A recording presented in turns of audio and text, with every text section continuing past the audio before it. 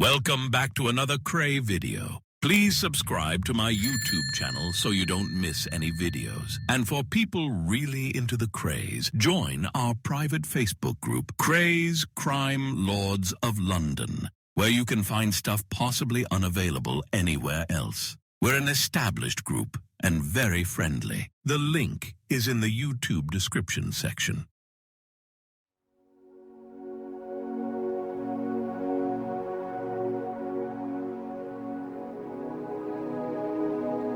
Welcome back again.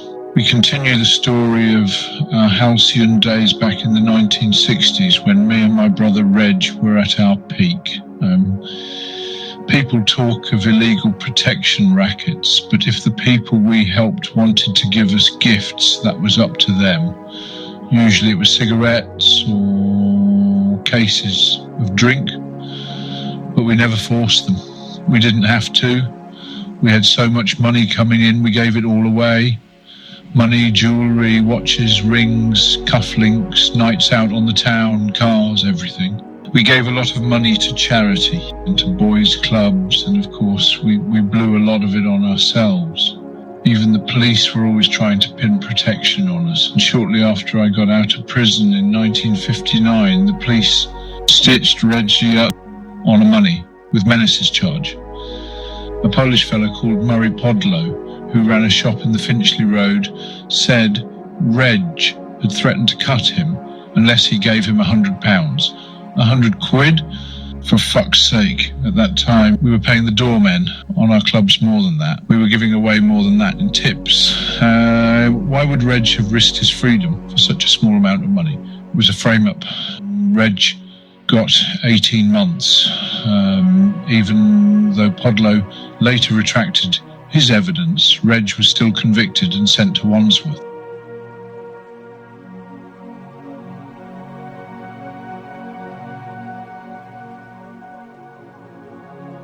But really the early 60s were a good time for us. Business was booming. We opened up more clubs, like the Green Dragon and Dodgers in Whitechapel. We had several Spieler clubs doing good business, and we had pubs, including the Carpenter's Arms near Mile End Underground Station. We did that place up nicely with red striped Regency wallpaper and plush red velvet seats. That was one of our favourite places. Me and Reg would go there often on nights out, get out our contact books and ring around all our friends. They would come around and we would have some great boozy nights that finally ended up in the West End in the early hours of the next day.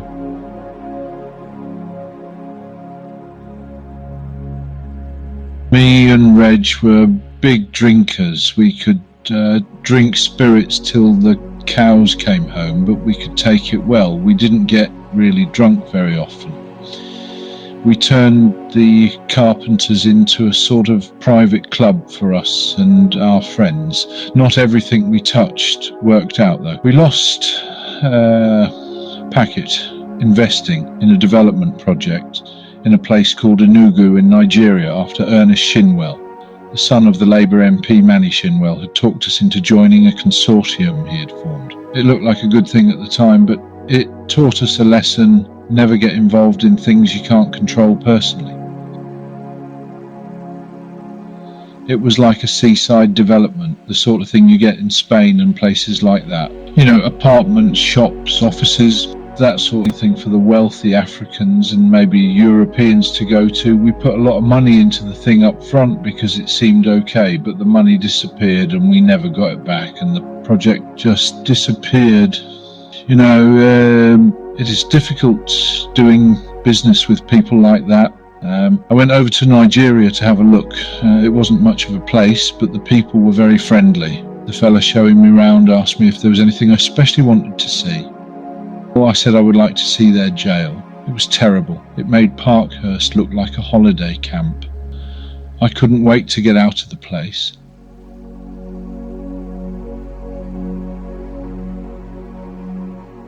We lost money with Shinwell. We also lost money when we got involved with Lord Effingham, though in both cases it wasn't their fault. we used Lord Effingham, alias Mowbray Henry Gordon, 6th Earl of Effingham, Lord Howard of Effingham, as our sort of front man in our first move into the West End. It was a gambling club called Esmeralda's Barn, a very upmarket place in Wilton Place in Knightsbridge. We used a lot of our own money in that venture. None of it was Effie's, as we used to call him. He didn't have a lot of cash. In fact, we were better off than he was. And when he became an earl after his father died, Effie was well quoted as saying, "All I inherited was my title and my coronation robes." We paid him well to act as the club's greeter, just to be seen around the place. We thought he would appeal to the sort of people who would use the club. I liked Effie, and we treated him with respect. It's not true that I used to take the piss out of him by saying things like, "Get the effing tea, Effie." Esmeralda's Barn didn't work out for us, really, because of the taxmen. They were getting upset because we weren't paying any, and they started to put a lot of pressure on us. It was them who forced us to cut our losses and get out of the West End. They were getting really heavy, and we were mindful of the fact that it was the revenue who put Al Capone out of business. It was a pity. We enjoyed watching the Hooray Henrys getting their comeuppance at the card tables and the roulette wheels. But in the end, we decided the whole deal was costing us too much and giving us too much hassle.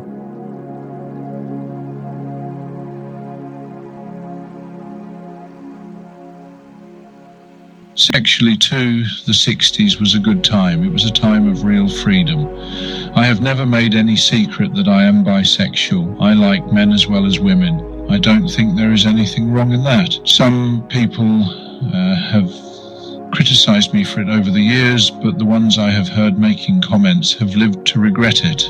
I've even been open enough to explain my feelings on this to Seen Out, which is a magazine for gays. I first knew when I was 15 that I felt attracted to other boys. That was when I first had sex with one.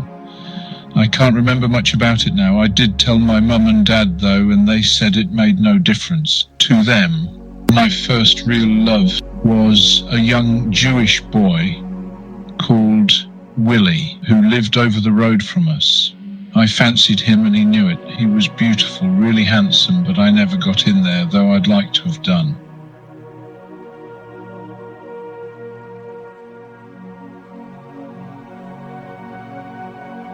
I was in love with two boys when I was at Parkhurst Prison, Peter and Lou.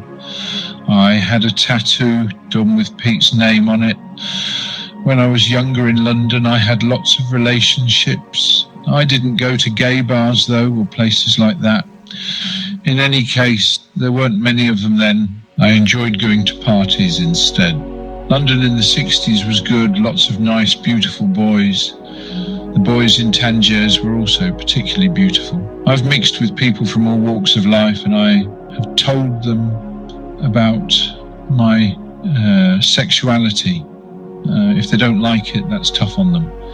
If they are phony friends, they won't want to know. Some people didn't like it, but I took no notice. If you hide it, it makes you feel bad. It makes you ill.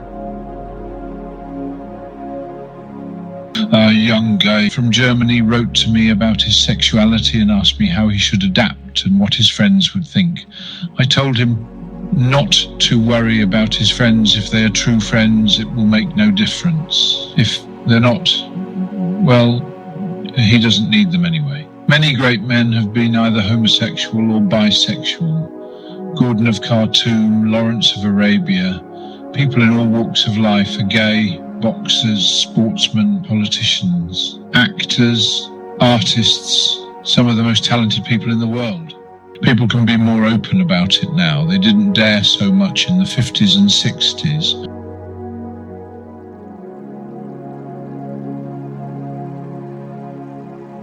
I have slept with a lot of men, both famous and not famous, but I would never name any of them. Of course, in prisons and special hospitals like Broadmoor, there is a lot of homosexual things going on. These days you have to be careful because of AIDS, but before I married Kate, I got them to test me for HIV because I thought it was only fair to her. I am pleased to say the test was negative. Like I said, the early to middle 60s was good for me and Reg. In 1964, we moved into 2 luxury flats at Cedra Court in Cazenove Road in Clapton. We did them up nicely. Mine had a big tank full of tropical fish in the lounge, and I slept in a 4-poster bed. Our clothes came from Woods in East London, and we always wore the most expensive suits, shirts and shoes that you could buy. We both drove Mercedes cars, and we ate and drank like lords. As I've said, we also gave a lot of money away. I'm not boasting about it, it's just a fact. We always knew the police were watching us, trying to spot what we were up to, and we got into a bit of bother in 1965.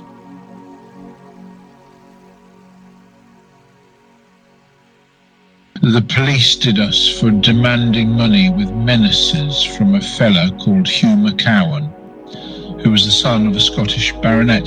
McCowan ran a club called The Hideaway in Gerrard Street, and he claimed we had demanded protection money from him. He said we had threatened to hurt him and damage his club if he didn't pay us. The truth was he owed us money and we were trying to get it back. They also did me for possession of a knife. They sent us to Brixton Prison to await the trial, and they kept us waiting there for weeks. It was outrageous. So Lord Boothby, a friend of ours, stood up in the House of Lords and asked Her Majesty's government whether it is their intention to keep the Kray brothers in prison for an indefinite period without trial. His remarks caused a sensation in the press, but we were very grateful to him for his help.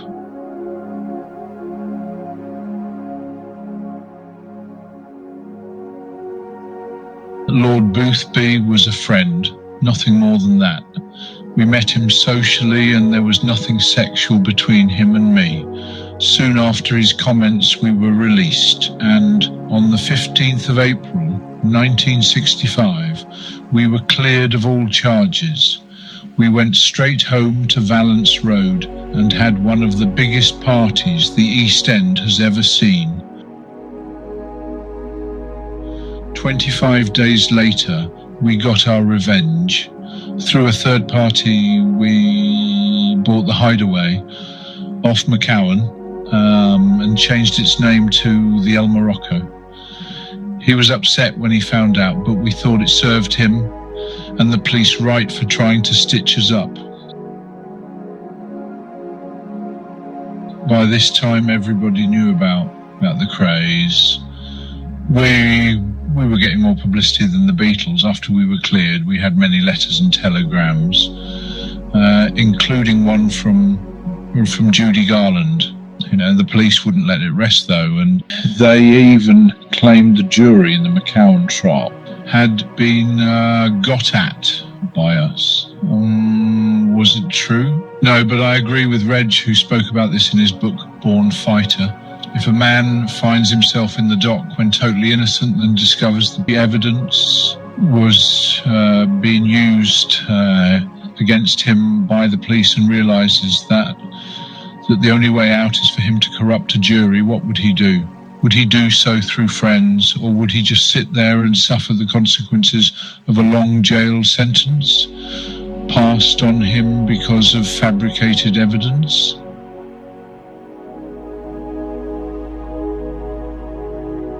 As Reg says, on more than one occasion, when we have found ourselves faced with this moral dilemma, we have acted in accordance with the will to survive, and we have corrupted some members of a particular jury. We have known this to happen in many criminal trials over the years.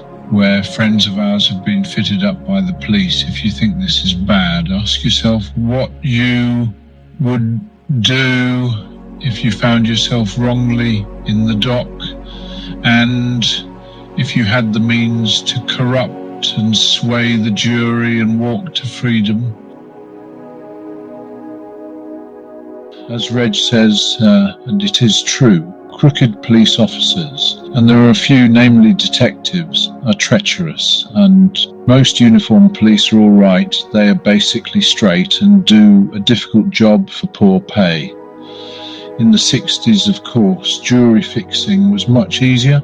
Nowadays, verdicts are decided by a majority of jurors, whereas then if one member of a jury disagreed with the others, there would have to be a retrial. So it was obviously much easier then to get at one member of the jury, or maybe two, to be on the safe side. Jury fixing, though, could be a very expensive business. It cost us a lot of money. 4 days after our acquittal on the McCowan charge, Reg got married.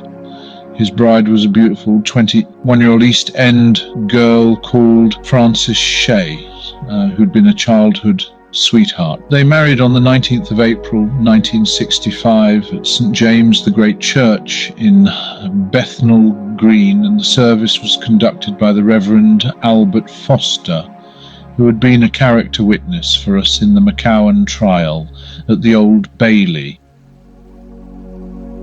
I was the best man. David Bailey took the wedding photos, and many famous names in sport and show business. So were hundreds of well-wishers. It was a fantastic day. Tragically, only 2 years later, Frances was dead. She had been quite ill and suffered a nervous breakdown. Her death was a terrible blow to us all. Especially Reg, of course. It was many months before he was able to come to terms with it. He loved Frances very much. On that very sad note, it brings us to the end of another episode. In the next one, I'll be telling you more about Lord Boothby when we nearly brought the government down. I'll cover the Richardson gang and the infamous Battle of Mr. Smith's nightclub, and my trip to America when I met the Mafia. Thank you again for watching. I'll see you next time.